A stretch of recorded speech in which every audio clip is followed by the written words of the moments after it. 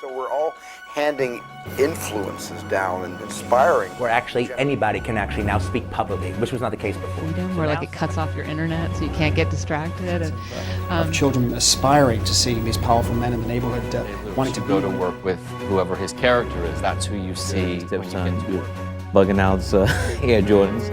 You know, I grew up, my grandparents were pure Russian, they didn't speak. In this beautiful language called cinema.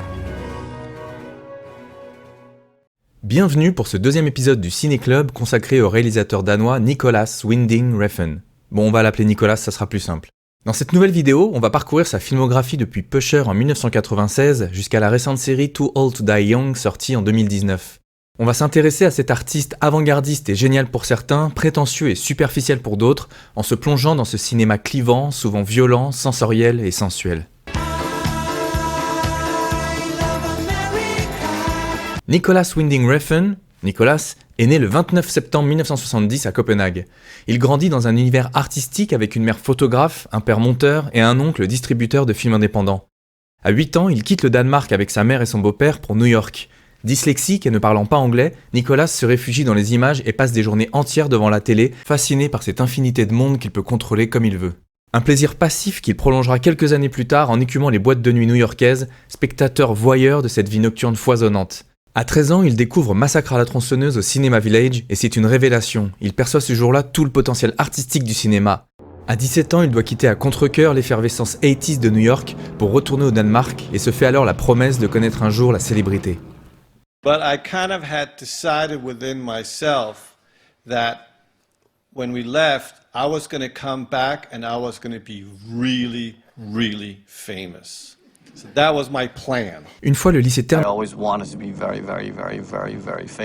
oui, bon, on a compris. Une fois le lycée terminé, But I wanted to be famous, and I knew that.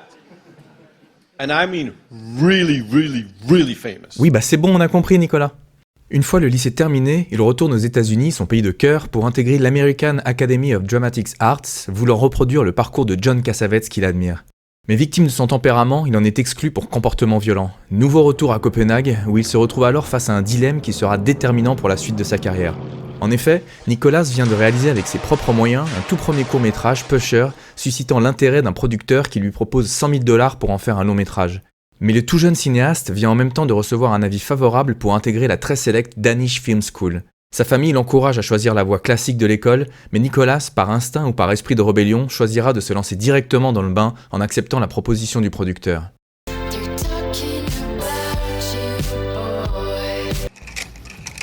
En 1996, à seulement 24 ans, Nicolas Refn tourne donc son premier film Pusher, exploration ultra-réaliste du milieu de la drogue et des gangsters de Copenhague. Il s'inspire fortement des premiers films de Cassavetes et de Scorsese, époque Mean Streets et Taxi Driver. C'est la première apparition à l'écran du tout jeune Mads Mikkelsen. La jeunesse est totalement séduite par ce style cru et novateur, le film connaît un grand succès en Grande-Bretagne et le cinéaste devient rapidement la figure de proue du cinéma danois.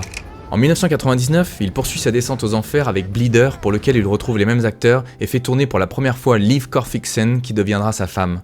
On y suit l'histoire de Leo, qui découvrant que sa femme est enceinte et refuse d'avorter, va développer un comportement de plus en plus agressif.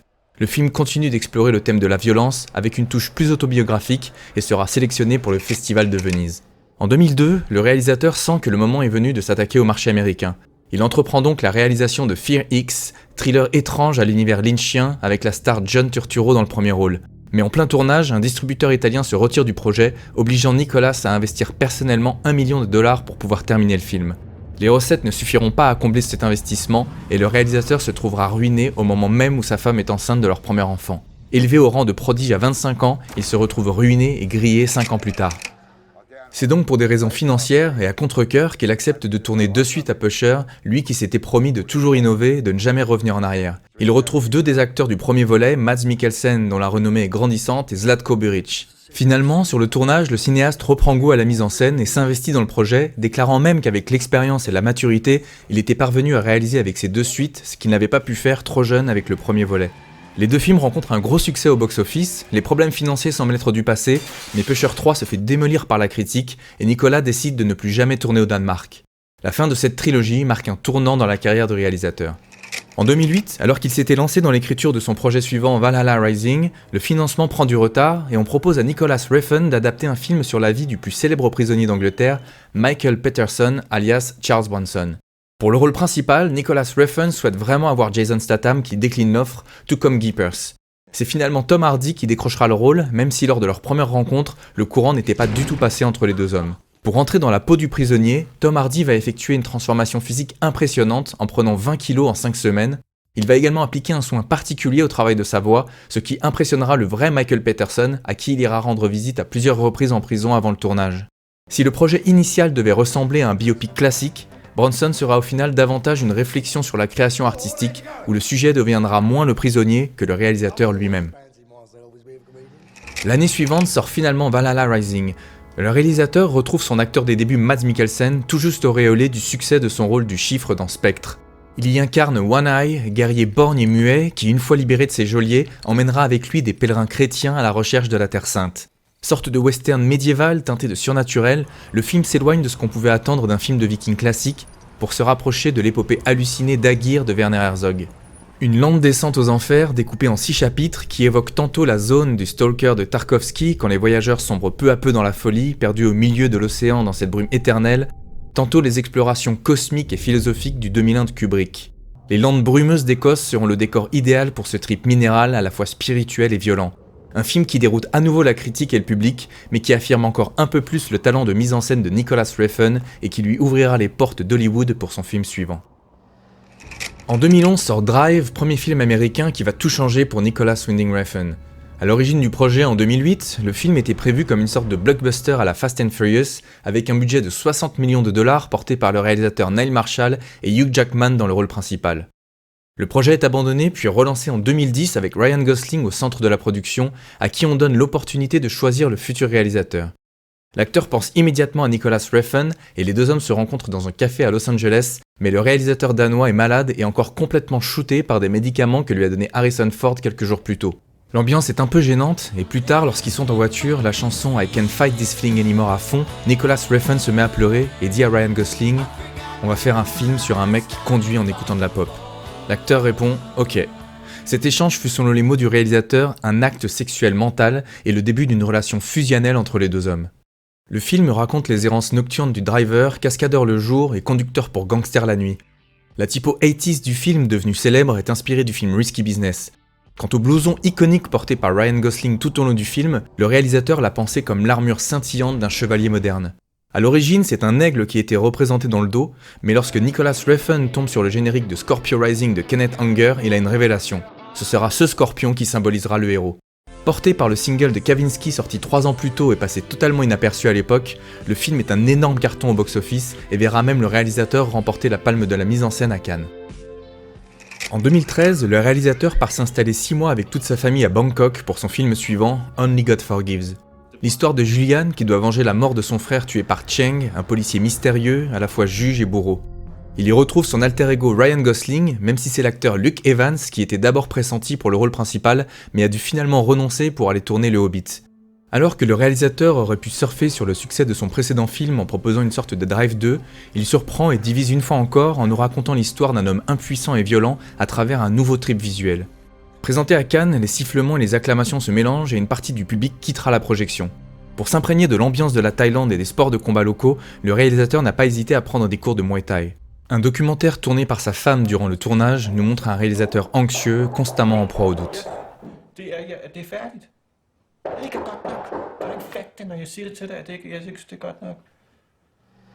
En 2016 sort The Neon Demon. Alors que tous ses films précédents étaient axés autour de personnages masculins, le réalisateur donne cette fois les rôles principaux à des femmes, avec au casting Elle Fanning, Jenna Malone et Bella Scott. On y suit le parcours de Jessie, jeune fille de 16 ans qui rêve de devenir mannequin et qui débarque à Los Angeles pour tenter de percer dans ce monde fantasmatique, illusoire et carnassier. Présenté à Cannes, le film reçoit à nouveau un accueil très mitigé. Pour l'ambiance et l'esthétique du film, Nicholas Refn retrouve l'univers clinquant et luxueux des nombreuses publicités qu'il a tournées quelques années plus tôt pour Yves Saint Laurent, Gucci ou LVMH avec des castings 4 étoiles, Jessica Chastain, James Franco, David Beckham. En 2019, le réalisateur surprend à nouveau en s'alliant avec Amazon pour tourner une série totalement atypique de 10 épisodes, Too Old to Die Young, qu'il coécrit avec le scénariste de bande dessinée Ed Brubaker. Avec Miles Teller dans le rôle principal que l'on avait découvert dans Whiplash, Nicholas Refn nous plonge à nouveau dans un Los Angeles nocturne inquiétant, peuplé de personnages intrigants qui pourraient rappeler ceux de Twin Peaks de David Lynch. Il y poursuit la quête de ses thèmes de prédilection avec à nouveau une place importante accordée au sexe et à la violence, tout en poussant encore plus loin ses recherches picturales et esthétiques. Le troisième volet de sa trilogie Pusher a marqué un tournant dans la filmographie du réalisateur. À partir de Bronson, il décide de devenir le sujet principal de ses propres films. Cette prise de conscience opère un décalage du point de vue. Quand pour ses premiers films, le réalisateur posait un regard extérieur sur la vie de ses personnages, il va désormais s'incarner en eux et les observer de l'intérieur. Cette coupure marque aussi le passage d'un cinéma social et réaliste, si on met de côté le désastre que fut Inside Job, à une filmographie plus artistique, voire onirique et fantastique. C'est de cette deuxième partie de carrière que nous allons parler maintenant, en essayant d'y déceler les thèmes majeurs, tenter de comprendre les obsessions du réalisateur.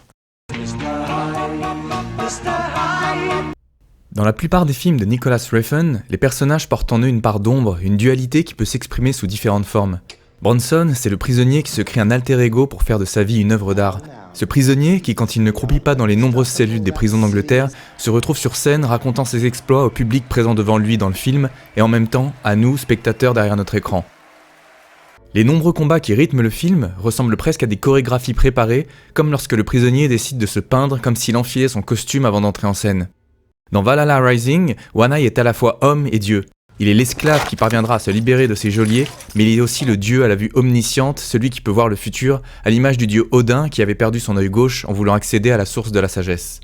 Dans Drive, la dualité est encore plus affirmée. Le driver est cascadeur le jour et devient conducteur pour des braquages la nuit. Il est aussi ce personnage d'apparence calme et taciturne, capable d'accès de violence insoupçonnée.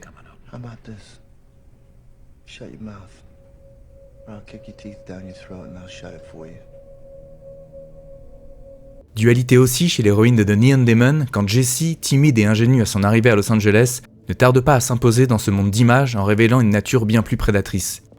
I don't want to be them.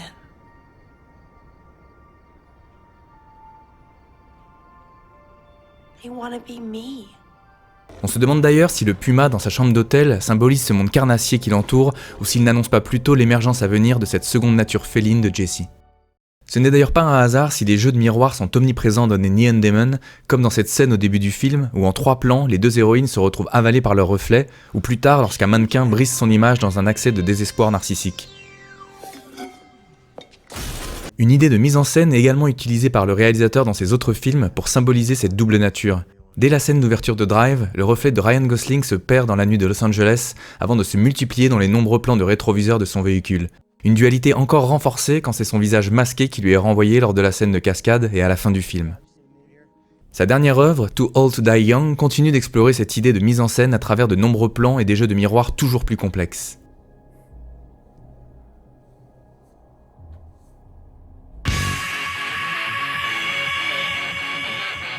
Nicholas Refn l'a souvent évoqué en interview, tous ces personnages duels sont en même temps le reflet du cinéaste lui-même, une projection sur l'écran de ses propres fantasmes. Car comme eux, il possède lui aussi cette double nature dont la part sombre s'exprime à travers ses films. And in a way, I had decided to create my alter ego.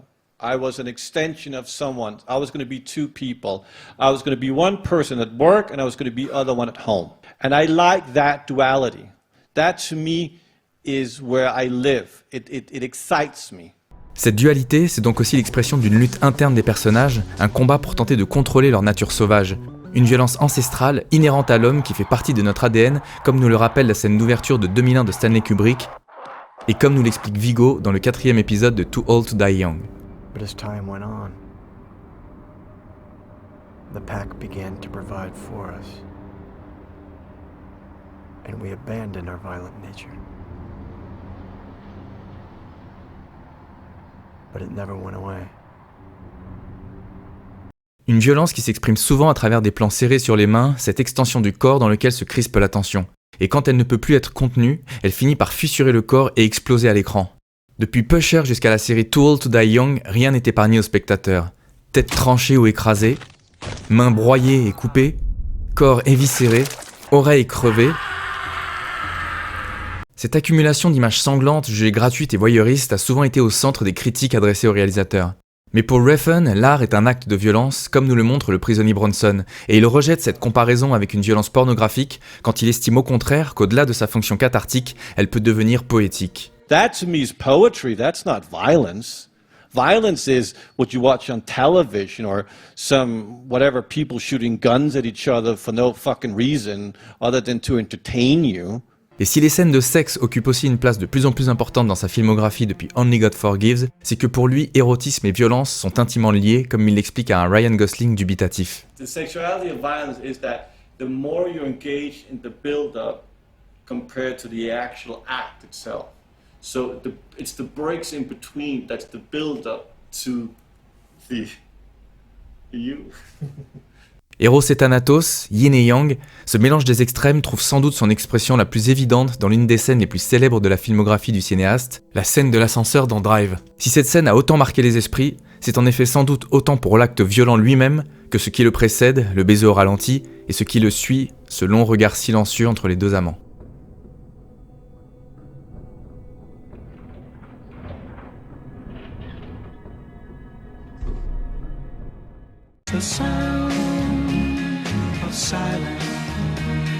Outre leur violence, c'est aussi le silence qui caractérise la plupart des personnages des films de Nicholas Refn.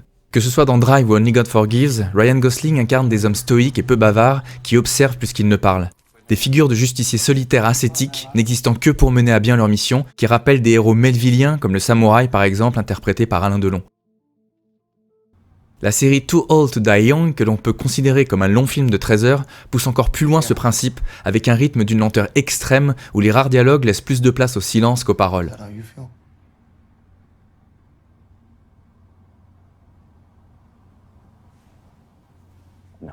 Quant à One Eye, le viking de Valhalla Rising, c'est le guerrier silencieux, comme le précise le titre français du film, celui qui ne parle pas et ne s'exprime qu'à travers les rares mots de l'enfant qui l'accompagne. Mais si les personnages sont silencieux, les films eux ne le sont pas, et la musique a toujours occupé une place centrale dans l'œuvre du cinéaste. Elle comble le vide laissé par ces longs silences, en devenant l'expression des émotions et des non-dits des acteurs. On pense bien entendu au tube planétaire Night Call de Kavinsky, qui est devenu la signature musicale de Drive. On se rappelle aussi des Pet Shop Boys résonnant dans l'asile de Bronson. Et plus récemment, c'est le groupe Goldfrapp qui faisait danser Jenna Malone dans le dernier épisode de Too Old to Die Young. Mais davantage que les chansons, ce sont surtout les longues plages instrumentales du compositeur Cliff Martinez qui ont participé à la construction de ce paysage sonore si singulier, devenu indissociable de l'univers graphique du cinéaste. Depuis Drive jusqu'à la magnifique bande-son de Too Old to Die Young, les nappes électro du compositeur sont devenues l'écho sonore des visions féeriques et cauchemardesques du cinéaste.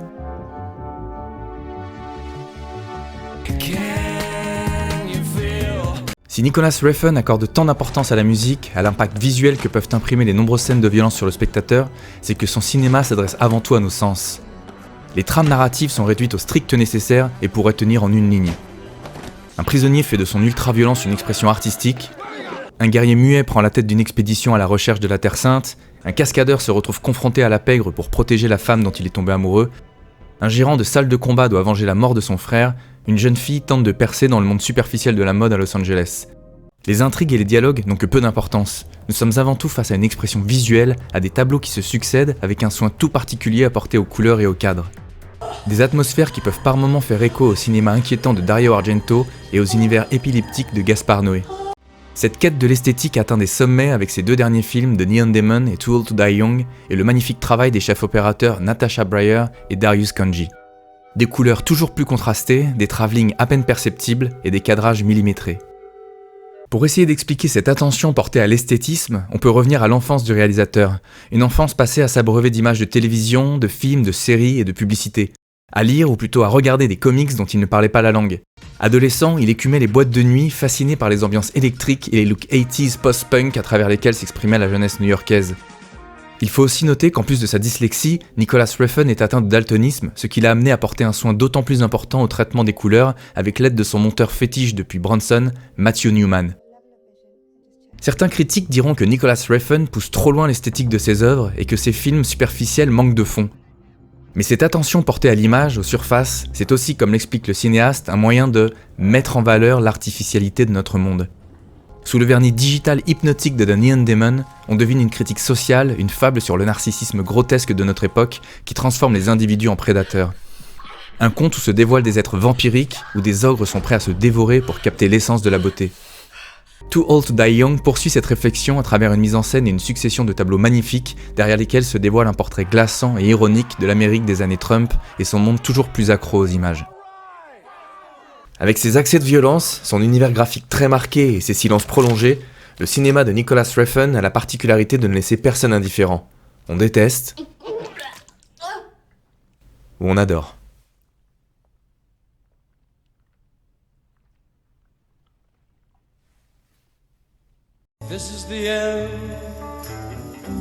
Bronson, One Eye, le driver, Jesse, tous ces personnages avancent sans se retourner, accomplissant leur lente mutation vers quelque chose qui dépasse la condition humaine, à l'image de leur créateur qui a toujours tourné ses films dans l'ordre chronologique et qui avance sans regarder derrière lui.